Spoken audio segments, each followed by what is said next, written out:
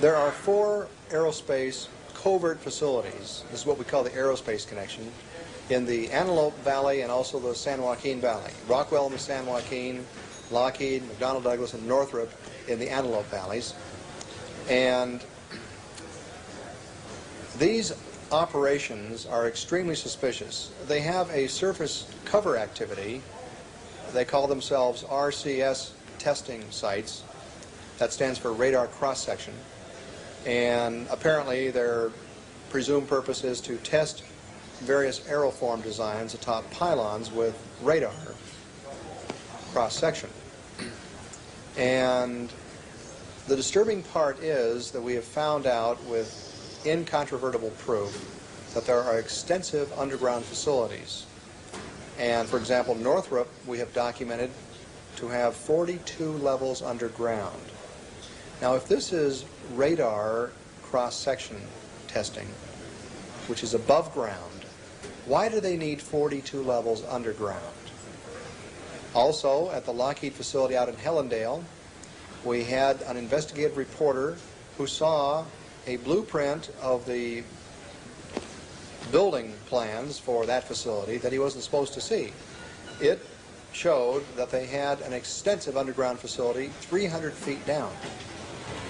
And when this reporter interviewed the person who was in charge of that facility, they had a nice, pleasant interview until at the end he told the director that he was aware of this extensive underground facility. And what could he tell him about that? And immediately the man's eyes grew wide and he said, "This interview is terminated." So it's very suspicious. And then of course we have other reports of people in the area who say that they have seen alien craft emanating from these facilities and terminating at these facilities. And other kinds of blue beams, strange lights in the sky, surveillance orbs, the size of basketballs, medicine balls that survey the area and move in ways that we don't possess that kind of technology. In terms of the Northrop facility, which is also known as the Anthill, the construction, the underground facility was greatly enlarged in the early 80s. And what took place there was an enlargement, I understand, from 13 levels underground to 42 levels underground. And we have reports from construction workers who actually worked on the site, cement truck drivers, and at one point, Michael, cement trucks suddenly appeared on the scene 5 miles long, pouring concrete continuously 24 hours a day, 7 days a week for weeks. And we figure at 3 yards of concrete, 9 yards of concrete per truck, close to 1 million yards of concrete must have been poured underground.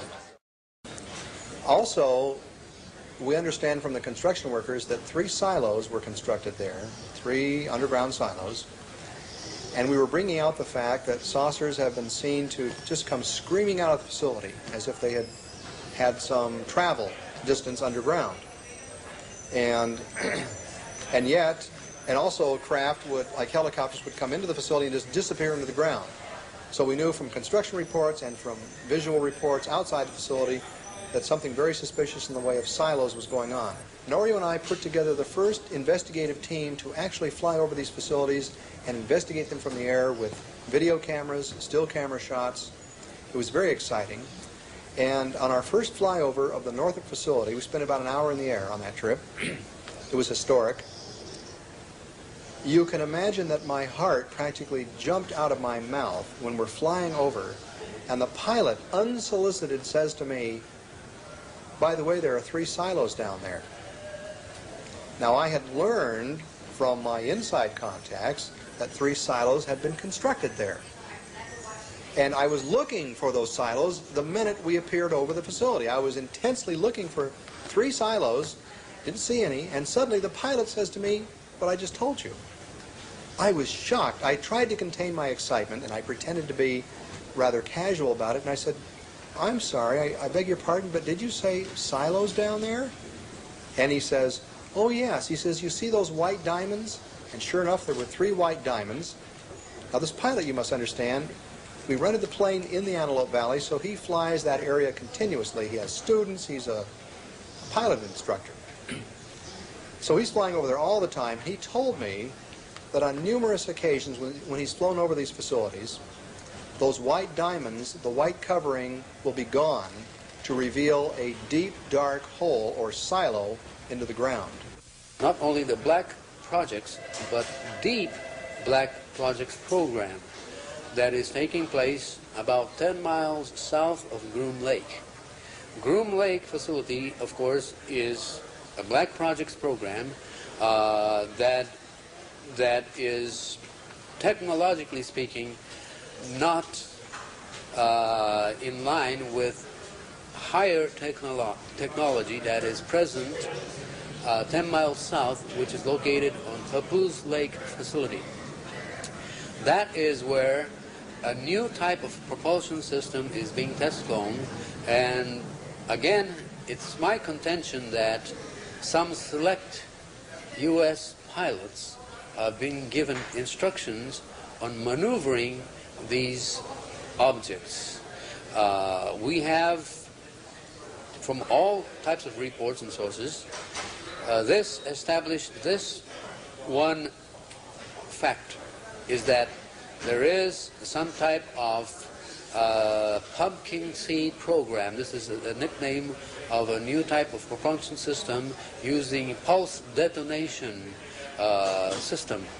And this is known as the pumpkin seed program because these objects are, they have almost like a diamond-shaped the form to this. Now, this is part of the Black Projects program.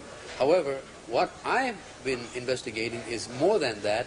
It's the Super Deep Black Projects program, which could possibly involve technology much higher than this type of pulse propulsion system, which could be antimatter or some type of anti-matter, as Mr. Lazar has been stating. The sources of our information are not only from researchers that have received a lot of infos through Aerospace Connection. We have been in touch with several persons that confirm that Black Project program is ongoing at Groom Lake facility, Papoose Lake facility, plus other facilities such as in California. The Northrop, McDonnell Douglas, and Lockheed, all of these facilities are conducting some type of testing of certain type of aerophones that resemble almost a disc. And it's possible, very possible, that the technology behind this could be received from some intelligence, not necessarily us. In other words, we're talking about something possible transfer of the